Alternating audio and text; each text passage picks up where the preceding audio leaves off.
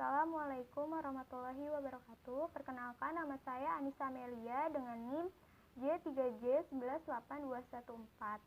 Yang saya hormati Bapak Mufatur Rahman, SPT MSI, selaku dosen pembimbing, dan yang saya hormati dosen penguji.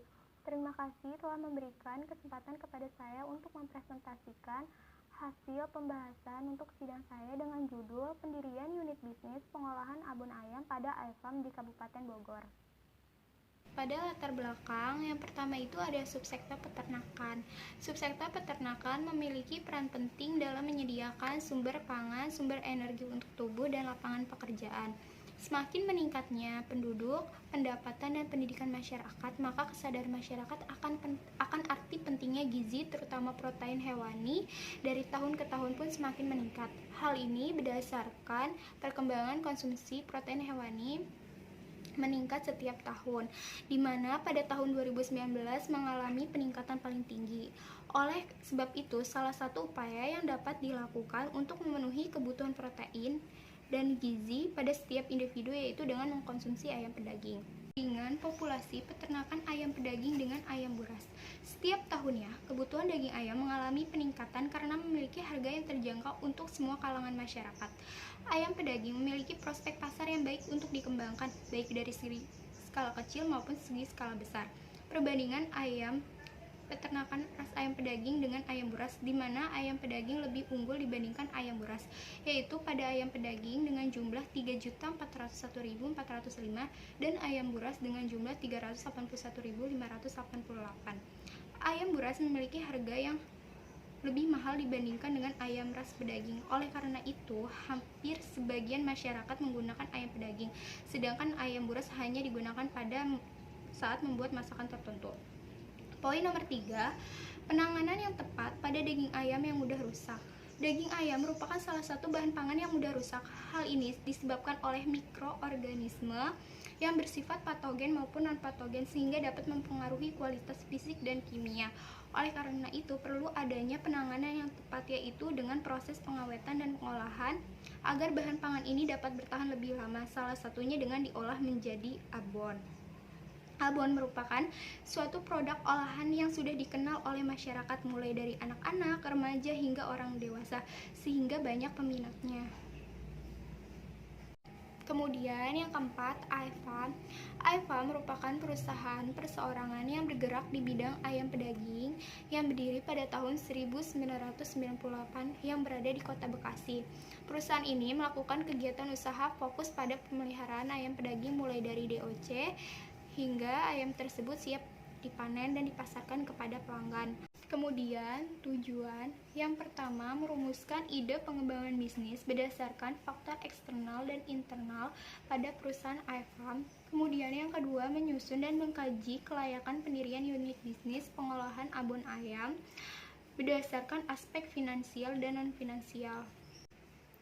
Metode kajian, lokasi dan waktu PKL. Kegiatan praktik kerja lapangan dilaksanakan selama 12 minggu dimulai pada tanggal 1 Februari sampai 30 April 2021.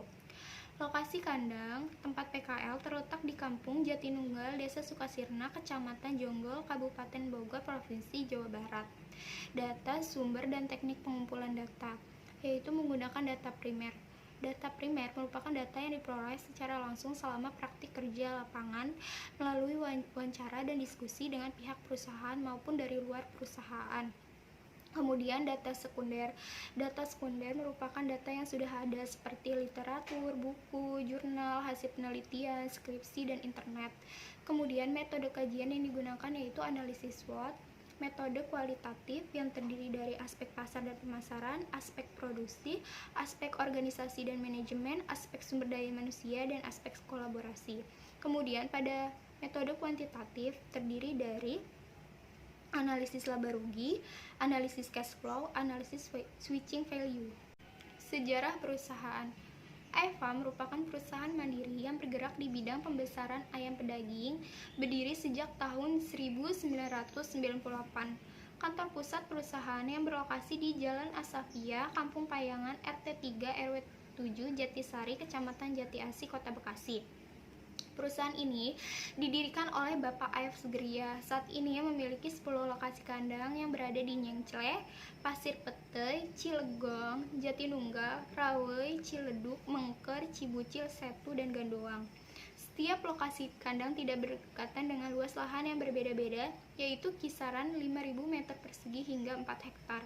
Kapasitas ayam yang dimiliki perusahaan dari keseluruhan lokasi kandang yaitu 375.000 ekor per siklus. Produk yang dihasilkan dari kegiatan peternakan ayam broiler hidup ini yaitu dengan bobot 0,9 sampai 1,4 per kilogram. Struktur organisasi dan sumber daya manusia terdiri dari direktur, dipimpin langsung oleh Bapak Ayaf Sugria, kemudian ada bagian administrasi, pengawas lapang, bagian pemasaran, bagian kepala kandang, bagian anak kandang, dan bagian supir. Sumber daya manusia pada perusahaan iFarm berasal dari keluarga sendiri, dan pada bagian anak kandang berasal dari masyarakat di sekitar lokasi usaha. Jumlah tenaga kerja 7 orang pada bagian kantor dan 42 orang pada bagian di setiap lokasi kandang. Daya perusahaan yaitu ada sumber daya fisik, yaitu lahannya dengan luas 5.000 meter persegi dengan sampai 4 hektar, yaitu iFarm memiliki lahan dengan status kepemilikannya pribadi dan sewa, di mana 8 lokasi milik pribadi dan 3 lokasi sewa, yaitu yang berada pada Ciledug, Mengker, dan Cibucil. Kemudian bangunan terdiri dari gudang pakan, mes karyawan, dapur, kamar mandi, dan kantor. Kemudian peralatan terdiri dari toren air, gentong air, seng, pemanas, steam, feeder chick tray, dan baby chick feeder. Kemudian pada sumber daya keuangan yaitu modal milik pribadi dengan modal awal 50 juta rupiah. Kemudian unit bisnisnya yaitu budidaya ayam pedaging dari DOC hingga siap panen dengan menghasilkan 378.000 ekor per siklus. Bobot ayamnya yaitu dari 0,9 sampai 1,4 kg. Ide pengembangan bisnis. Rumusan ide pengembangan bisnis pada iFarm berdasarkan analisis SWOT berupa alternatif, strategi, kekuatan, dan peluang atau SO dengan hasil skor 2,43, yaitu pada lingkungan internal atau kekuatan yang pertama produksi yang kontinu, memiliki modal pribadi yang kuat, memiliki pelanggan tetap, sistem pengawasan kegiatan operasional baik. Yang keenam, administrasi dan keuangan sudah menggunakan teknologi komputer. Kemudian pada lingkungan eksternal atau peluang yaitu yang pertama gaya hidup praktis pada konsumen, yang kedua peningkatan konsumsi protein hewani pada masyarakat, ketiga perkembangan teknologi di bidang pengolahan dan pemasaran, kelima pertambahan jumlah penduduk, kemudian yang keenam harga daging ayam lebih murah dibandingkan produk substitusi. Kemudian ide pengembangan bisnisnya adalah pendirian unit bisnis pengolahan abon ayam dengan skor 2,43. Kemudian dikaji berdasarkan analisis non-finansial dan analisis finansial. Perencanaan pengembangan bisnis. Perencanaan produk. Berdasarkan rumusan ide pengembangan bisnis, pada iFarm, produk yang akan dihasilkan adalah abon ayam. Dan pada pengembangan bisnis ini juga menghasilkan bagian non-karkas ayam yang tidak digunakan.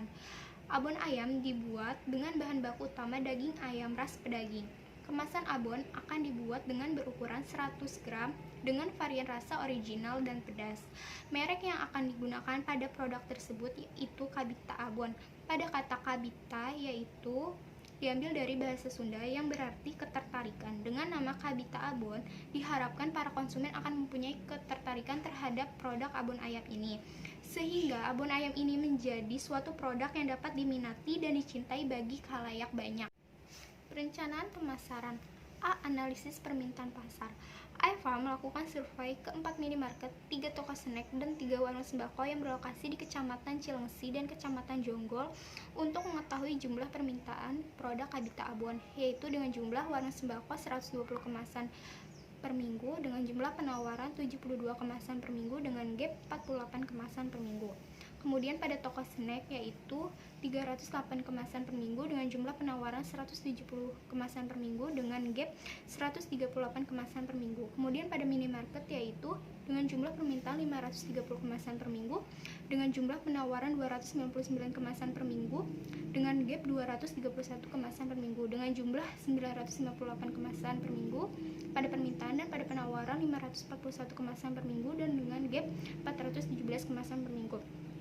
Selain itu, iFarm juga melakukan analisis permintaan di salah satu marketplace yaitu Shopee untuk mengetahui jumlah permintaan produk Kabita Abon melalui distribusi secara online, yaitu pada ACD Cindy data penjualannya 55 kemasan per minggu, Smart by Shopee 65 kemasan per minggu, kemudian Devi Astri 40 kemasan per minggu, Umi Store 33 kemasan per minggu, Nuris Indonesia 24 kemasan per minggu dengan jumlah 217 kemasan per minggu dengan rata-rata penjualan 43 kemasan per minggu.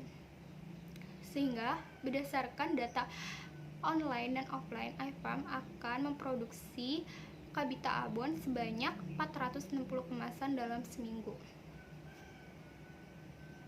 B. Strategi STP, yaitu segmentation, targeting, dan positioning. Pada segmentasi pasar, berdasarkan geografis, pemasaran offline di Kecamatan Jonggol dan Cilengsi, dan untuk pemasaran online di sekitaran Jabodetabek. Dan untuk demografis, yaitu dapat dikonsumsi mulai dari anak-anak, remaja, dewasa, hingga lanjut usia. Kemudian psikografisnya, masyarakat yang memiliki gaya hidup yang praktis dan menyukai produk makanan yang memiliki cita rasa dengan rempah-rempah yang kuat. Kemudian target pasarnya ibu rumah tangga, anak kos, dan produsen makanan. Kemudian pada posisi produk yang berkualitas dan memiliki cita rasa yang khas dengan tagline lezatnya bikin makan lebih lahap. C. Bauran pemasaran. Yang pertama, produk yang ditawarkan oleh iFarm yaitu abon ayam dengan bahan baku utama daging ayam ras daging dan bahan pendukungnya seperti garam dan gula, dan bahan pendukung lainnya seperti bumbu dapur dan rempah-rempah. Kemudian pada Kabita Abon ditetapkan sesuai dengan harga pokok produksi dengan penambahan markup, yaitu didapatkan rasa original dengan harga Rp24.000 dan rasa pedas Rp25.000. Kemudian distribusinya Kabita Abon akan dipasarkan ke minimarket, warung sembako, dan toko snack, serta untuk pemasaran online-nya melalui Instagram dan Shopee. Promosi yang dilakukan iFarm melalui personal selling dan melalui media sosial. D. Analisis pesaing. Pada pemasaran, Kabita Abon memiliki pesaing yaitu abon ayam dengan merek Karwati dijual dengan harga Rp30.000 yang didapatkan dari distributor yang berasal dari Cianjur. Kabita Abon memiliki harga yang lebih terjangkau, terutama untuk masyarakat menengah ke bawah, yaitu pada abon rasa original dijual dengan harga Rp24.000, original dengan harga Rp25.000. Perencanaan produksi, lokasi dan luas produksi. Lokasi pengolahan abon ayam terletak di Desa Sukasirna, RT 2 RW 1, Kecamatan Jonggol, Kabupaten Bogor. Lokasi ini dipilih karena memiliki akses jalan yang mudah ditempuh untuk memperoleh bahan baku dan bahan pendukung lainnya. Kemudian luas produksi. Proses produksi pengolahan abon ayam memiliki bangunan dengan luas 110 meter persegi. Penentuan jumlah produksi yaitu 96 kemasan dalam sekali produksi dan dalam seminggu 480 kemasan dengan asumsi kegagalan dan rata penjualannya 2%. Kemudian penjualan produksi, persiapan bahan baku, dan proses produksi dilakukan dari hari Senin hingga Jumat. Dan kemudian distribusi offline dilakukan 3 kali dalam seminggu, yaitu hari Selasa, Kamis, dan Sabtu. Sedangkan distribusi online-nya dilakukan 3 kali dalam seminggu, yaitu Senin, Rabu, dan hari Jumat. Pada hari Minggu, semua tenaga kerja diliburkan. Proses produksi yaitu yang pertama di sini persiapan bahan baku, kemudian perebusan daging ayam dan dengan daun salam, kemudian ada penghalusan daging ayam. Setelah itu ada proses penghalusan bumbu, setelah itu menumis bumbu halus dan ayam, kemudian proses penggorengan. Setelah proses penggorengan ada penirisan minyak, kemudian ada pengemasan. Kemudian di sini ada rendemen ayam pedaging, yaitu ayam hidupnya dari 1,4 kg menjadi karkas ayamnya yaitu 1 kg dan menjadi daging pilet yaitu 0,75 kg.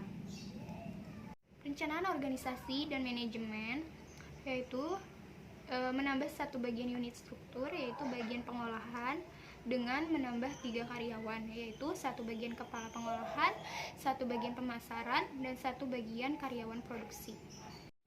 Perencanaan kolaborasi yaitu untuk pemasok bumbu dan rempah-rempah bekerja sama dengan pedagang sayur di pasar tradisional Jonggol. Kemudian untuk pemasok minyak goreng, gula, dan garam bekerja sama dengan warung sembako di sekitar lokasi usaha. Dan untuk distribusi offline-nya itu bekerja sama dengan warung sembako, toko snack, dan minimarket. Untuk distribusi online-nya bekerja sama dengan Shopee, JNE, dan juga JNT Express untuk perusahaan ekspedisinya. Kemudian penjualan bagian non-karkas bekerja sama dengan pedagang sayur dan pedagang bubur ayam di sekitar lokasi usaha. Perencanaan finansial. Asumsi-asumsi dasar yang digunakan pada perencanaan pengembangan bisnis pengolahan abon ayam sebagai berikut. Yang pertama, umur bisnis yang digunakan yaitu 10 tahun berdasarkan umur ekonomis bangunan dan mesin. Kemudian yang kedua, seluruh investasi dilakukan pada awal bisnis dan reinvestasi dilakukan sesuai dengan umur ekonomis. Kemudian yang ketiga, perusahaan melakukan persiapan usaha selama 4 bulan. Pada tahun ke-1, produksi dilakukan selama 8 bulan dan pada bulan kedua produksi dilakukan selama 12 bulan. Kemudian yang keempat, peraturan pemerintah tentang pajak penghasilan diatur dalam PP nomor 23 tahun 2018 tentang ketentuan wajib bayar pajak penghasilan di bawah 4,8 miliar dikenakan sebesar 0,5%. Kemudian yang kelima, tingkat suku bunga atau discount rate deposito yang berlaku pada Bank Indonesia yaitu 3,5%. Kemudian yang keenam, asumsi rata penjualan dan kegagalan produksi sebesar 2%.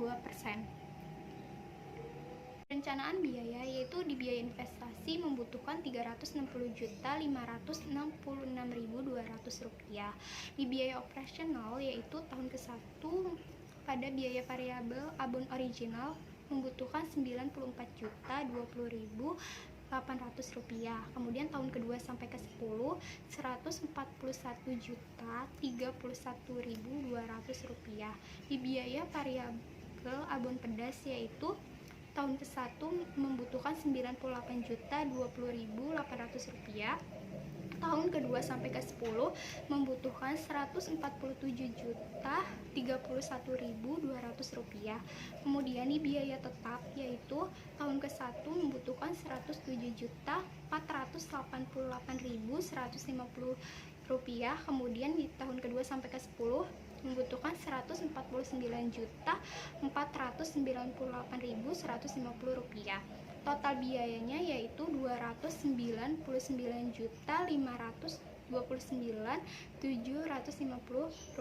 Kemudian di tahun kedua sampai ke-10 yaitu Rp437.560.550. Kemudian di perencanaan penerimaan untuk penjualan abon ayam original yaitu mendapatkan tahun ke-1 Rp175.440.000.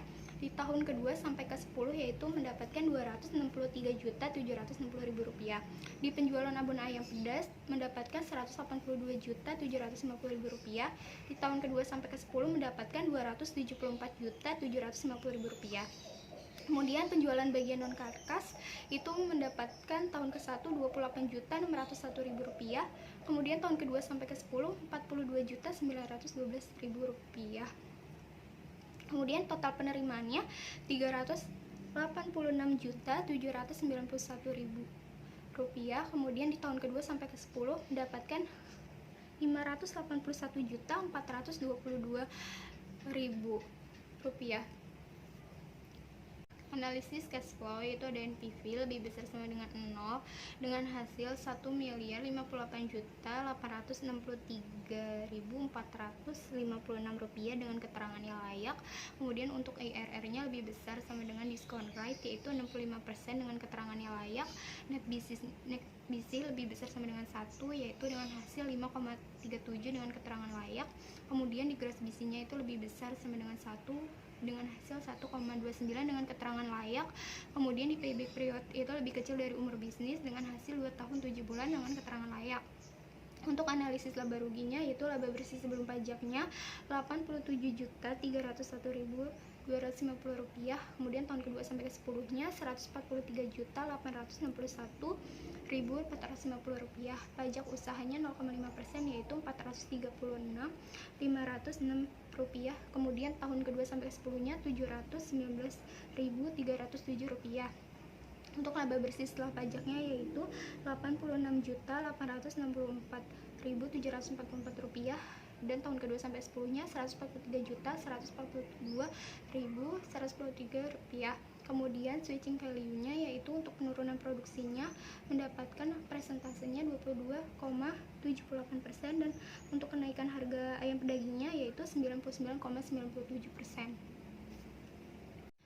Kemudian tahap pengembangan bisnis. Pada tahapan pengembangan bisnis, pengolahan abon ayam menggunakan program CPM, yaitu membutuhkan waktu 120 hari. Simpulan dan saran. Simpulan, ide pengembangan pendirian unit bisnis pengolahan abon ayam berdasarkan analisis SWOT berupa alternatif, strategi, kekuatan, dan peluang atau SO dengan hasil skor SWOT yaitu 2,3. Kekuatan yang dimiliki perusahaan beberapa diantaranya yaitu produksi yang kontinu dan memiliki modal yang kuat. Pengembangan bisnis ini memanfaatkan peluang yaitu gaya hidup praktis pada konsumen, peningkatan konsumsi protein hewani pada masyarakat, penggunaan ayam sebagai bahan campuran olahan, dan adanya perkembangan teknologi di bidang pengolahan dan pemasaran untuk memperlancar kegiatan proses produksi sebagai media promosi, dan dapat dimanfaatkan untuk penjualan abon secara online sehingga dapat meningkatkan penjualan abon ayam.